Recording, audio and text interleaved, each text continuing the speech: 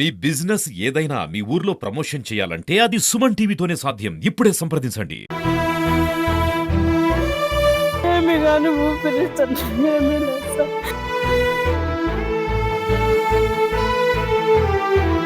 అనుకున్నాము ఇంకా ఎంతమంది బిడ్డలు పోగొట్టుకోవాలి సార్.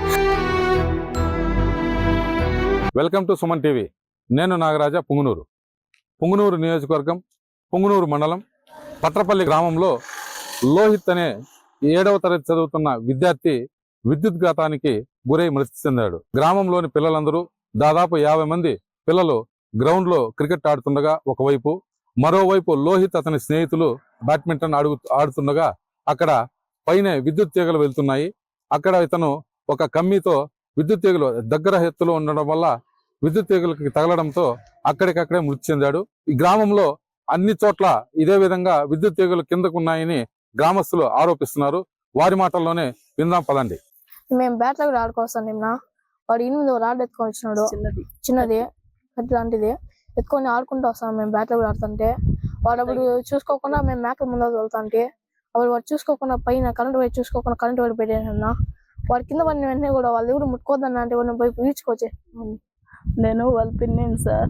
నేను అక్కడ మేకలు మేపుకుంటా అన్నాను. నా బిడ్డలు ఇద్దరు, మా మధ్య కొడుకు అందరూ ఈడ ఆడుకుంటా ఉంటారు సార్. వీళ్ళే కాదు సార్, ఇంకా 50 మంది తాండా వాళ్ళంతా పిల్లలంతా ఆడుకుంటా ఉంటారు సార్.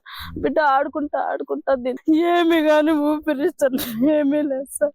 ఇంత కిందకుంటే ఈ బిడ్డనే బాగొట్టుకుంటాము, ఇంకా ఎంతమంది బిడ్డలు బాగొట్టుకోవాలి సార్. ఈడే కాదు సార్, ఊర్లో కానీ యాపాన్లో కానగమానుల కాడ కానీ పెద్ద లైన్లు ఉన్నాయి సార్. ఎవరు చర్య తీసుకోరు, ఎవరు పట్టించుకోరు సార్. ఇంత కిందకుంటే ఇప్పుడు బిడ్డ ప్రాణం పోయింది, ఎవరు తెచ్చేసారు సార్.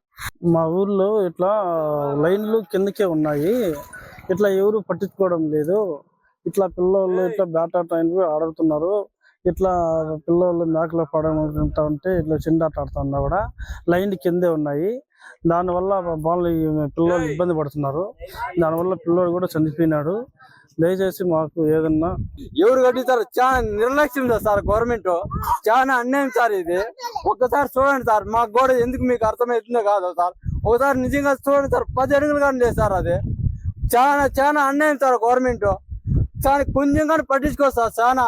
చాలా అన్యాయం సార్. ఒక ప్రాణం పోయింది సార్. ఏమి కానీ ఊపిరిస్తుంది ఏమీ లేదు సార్.